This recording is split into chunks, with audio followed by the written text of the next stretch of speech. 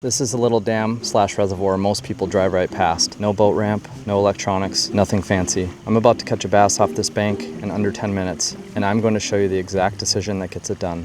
And no, it's not a secret lure, a $400 electronic setup. I'm standing on the bank, not a boat. Every other pond fishing video tells you where to find the fishy spots. Cool, what does that actually mean? And what do you do the moment that doesn't work? That's the part nobody shows you. Today I'm going to give you the actual decision tree, what to throw first, what it tells you, and exactly what to switch to next. Built right here, but it'll work on your local pond too. I fished this pond more times than I can count, off the bank, off a pier, with no boat and no forward-facing sonar. Half the time I don't even drive here. I just hop on my e-bike, just a rod and a handful of baits, and this process. So here's step one, right now. The first cast I make every single time I show up to water like this. Look at this place for a second. Open bank, kind of weedy, kind of gravelly. Nothing really screams good fishing spot. If you're new to this, your instinct is to probably walk right past the water and look for something that looks more like what you've seen in other fishing videos. Here's the thing though, that instinct is exactly what keeps most beginners from catching fish on water like this. It's not that the fish aren't here, it's that nobody's taught what to actually look for. So your eyes skip right past it. A few years ago, I would have walked by this same bank too.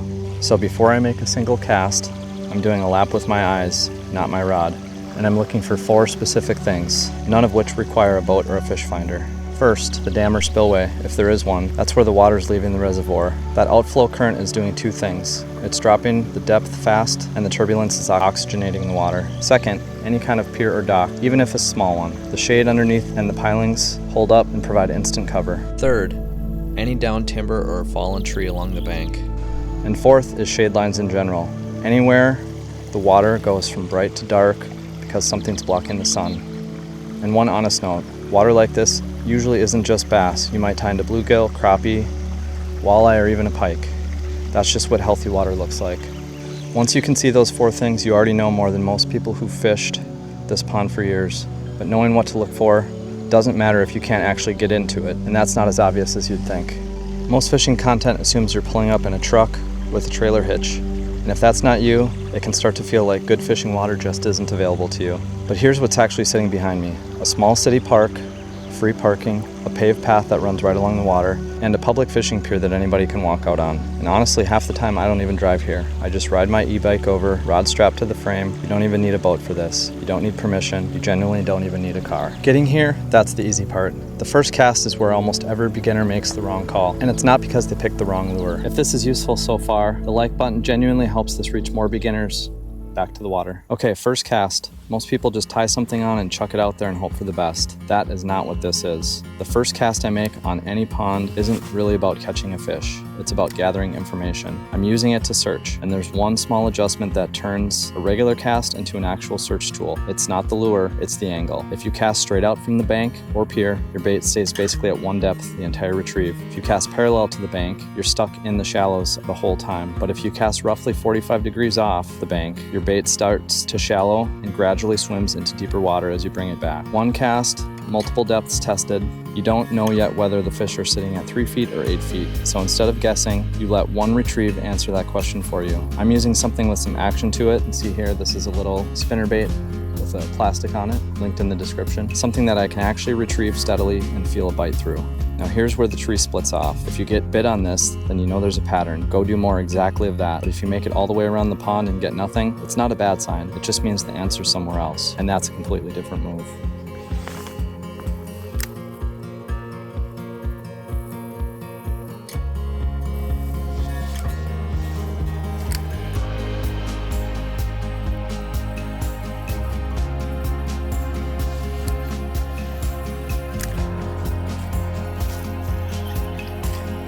There's a bass.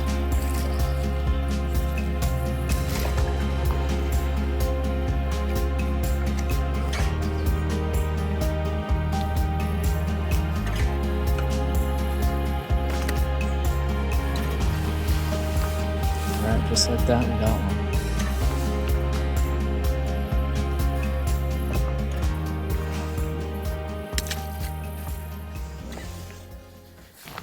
This is the moment when many beginners give up. Full loop of the pond, 0 or maybe only 1 bite, and it feels like the whole thing was a bust. It's not, but this is where people make the second mistake. They just start randomly tying on different lures with no real logic to it. Before I tell you what to switch to, I want you to know exactly where I'm aiming at because the spot matters more than the bait here. I'm looking at the overhanging shrubs right at the edge of the pond. I'm looking at any spot where there is potential hiding spot for fish to ambush. I'm checking downwind of the bank, which today doesn't make a big difference because there's very little wind, and I'm looking for bait fish. Once I've picked one of the spots, I slow everything down. I'm talking about a drop shot, a Texas rig, or a wacky rig, which is what I'm using today. Something finesse, something fish slow, right on the bottom in the deepest water I can actually reach out from the bank, or the shallowest water, and come back to deep. The first set of casts was just fast and searching. This one is slow and patient.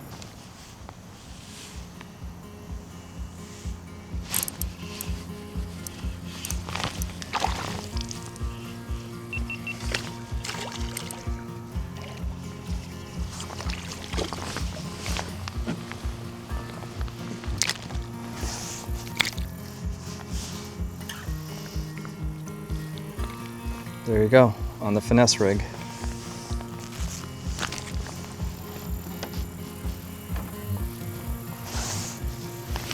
Another small bass.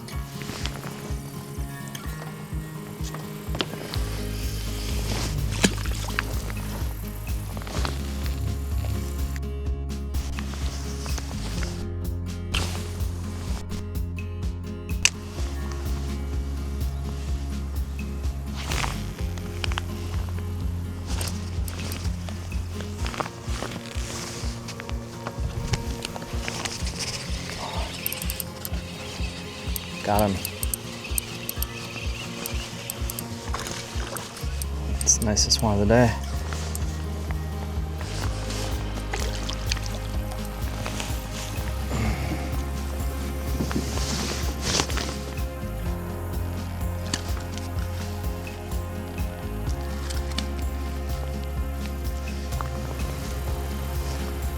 Right in the snoot.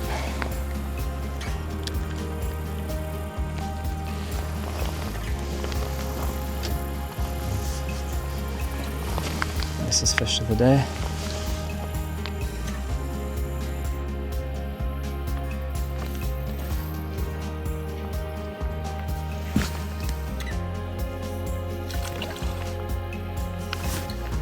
That combination gets bitten probably 8 out of 10 ponds like this one. But every once in a while, you'll walk up to a bank so choked with weeds and brush that you can't even make a cast. That's a different problem entirely. And honestly, it's the easiest branch of this whole tree. That is the spot. Vegetation everywhere, maybe 2 feet of open water to actually cast into. Getting caught up on something every once in a while. If you try to fish the same way you fish the open bank, you're gonna spend the whole time untangling weeds off your hook instead of fishing. And you're probably gonna donate some blood to the local mosquito population while you're at it. So here I'm switching to a weedless entirely. A topwater frog, something designed to slide over the vegetation instead of grabbing onto it. If you've never fished heavy cover before, here's what to expect. The bite doesn't feel like a tap, it feels like the water explodes.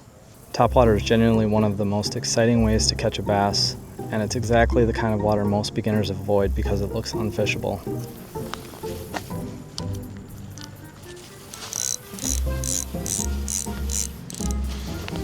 Now you have an actual process for reading water like this, not a random list of tips, a decision tree you can run on basically any pond or small reservoir near you. What I didn't cover today is what happens right after the bite, how to set the hook without ripping it out of the bass's mouth, and what to do differently if it turns out to be something other than a bass. That's a real gap, and it's the reason a lot of beginners lose the fish they actually had. If that's a video that sounds interesting to you, leave a comment and I'll work on making that video. I've also put the whole decision tree on a one-pager that you can screenshot before your next trip. Link is in the description. Thanks for making it all the way to the end. Until next time, keep fishing.